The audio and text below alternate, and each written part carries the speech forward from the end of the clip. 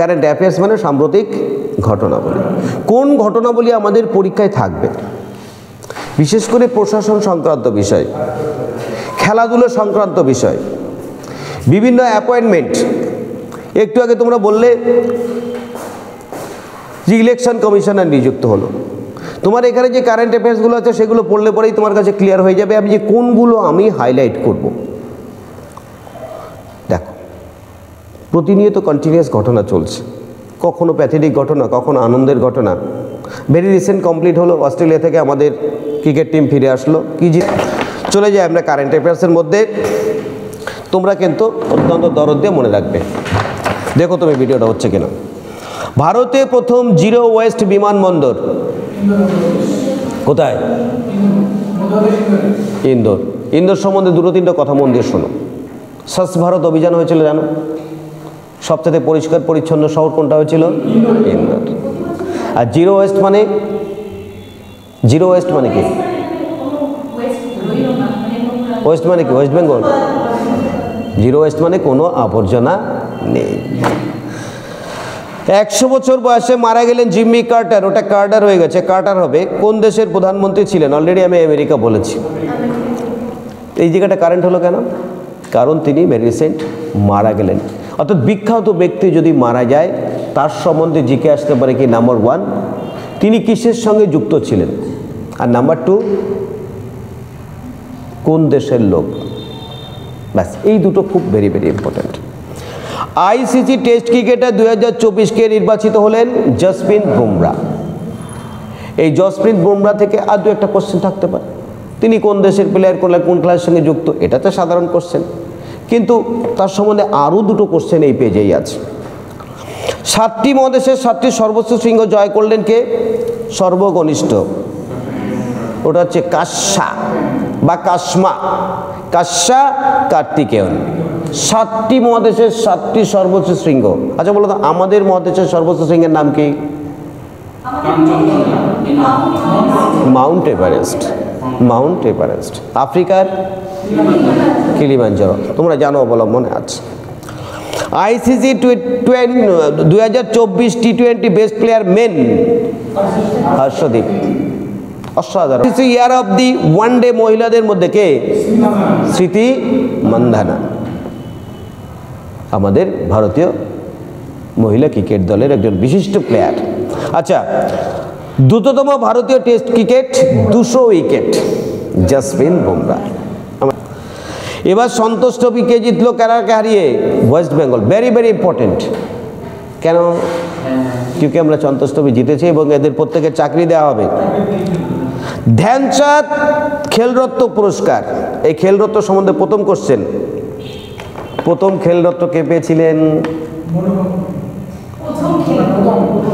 প্রথম খেলরত্ন পুরস্কার পেয়েছিলেন? তোমাদের দেওয়া আছে ইন ডিটেলস, তোমরা পড়োনি। আচ্ছা বলো তো, খেলরত্ন পুরস্কারের আগে নাম কি ছিল? রাজীব গান্ধী খেলরত্ন পুরস্কার। এখন আমরা তার নাম দিলেন কি? মেজর ধ্যানচাঁদ। যেখানে যেখানে গান্ধী পরিবার সব বাদ দিয়ে আছে নাকি? নেক্সট, আগে ছিল ইন্দিরা গান্ধী আবাস প্রকল্প, এখন কি নাম হচ্ছে? প্রধানমন্ত্রী আবাস। প্রথম পেয়েছিলেন কে? ঠিকই বলেছে, বিশ্বনাথ আনন্দ। আচ্ছা, এইবার চলে আসো, কে কে পেয়েছে এর প্রত্যেক সম্বন্ধে তোমরা মোটামুটি জানো তো? ব্যাস। ব্রেইল দিবস পালিত হয় কত তারিখে? 4 জানুয়ারি। পাখি দিবস 5 জানুয়ারি। সম্প্রতি পৃথিবীর দূষিততম শহর? ভিয়েতনামের রাজধানী ওটা হেনয় নয়, হ্যানয়। লিখে রাখো, হ্যানয় হয় জফালা, Hanoi. Border Gavaskar player of the series? Jasprit Bumrah. বলো তো, প্লেয়ার অফ দ্য সিরিজ কাকে বলে? টোটাল টুর্নামেন্টে যে ভালো খেলছে তাকে আমরা সিরিজ বলি প্লেয়ার। আর ম্যান অফ দ্য ম্যাচ? হ্যাঁ, সেই ম্যাচটাই। বলো তো, ভারতবর্ষের কোন প্লেয়ার পরপর 4টে খেলায় ম্যান অফ দ্য ম্যাচ হয়েছিল? Very good, Sourav Ganguly.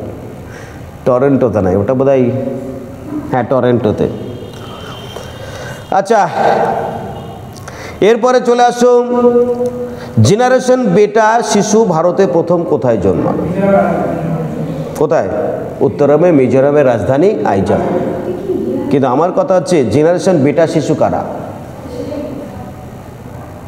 বেটা মানে তারা ভালো ছেলে, বেটা মানে বেটা, বলো কি? Very very important question. আমি কিন্তু এটা চ্যানেলে দিয়েছিলাম, ডিলিট করে দিয়েছি, কারণ আমি স্টুডেন্টদের দেবো, বাইরে দেবো না। কি বলো? কারণ এটা থেকেই কোশ্চেন পরীক্ষায় আসবে।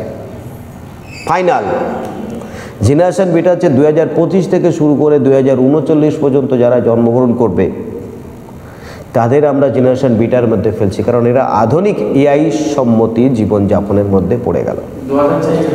2025 থেকে শুরু করে 2039 পর্যন্ত এর মধ্যে যারা জন্মগ্রহণ করবে তারা নতুন এআই সিস্টেম। এআই সিস্টেম কাকে বলে? এআই এর পুরো নাম আর্টিফিশিয়াল ইন্টেলিজেন্স।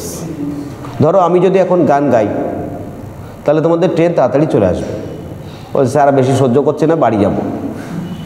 কিন্তু আমার গানই তোমরা শুনতে গিয়ে পাগল হয়ে যাবে। কিভাবে সম্ভব? এআই। আমি গান করলাম, গান করার পরে সেখানে এআই দিয়ে কুমার শানু লিখে দিলাম, ব্যাস আমি গান গাইছি, কুমার শানুর আওয়াজ বেরোচ্ছে। কি জ্বালা! এটা সব এআইতে সম্ভব। এআইতে যে আরও কিছু হবে কে জানে, এমন একটা দিন আছে মানুষের কিছুই।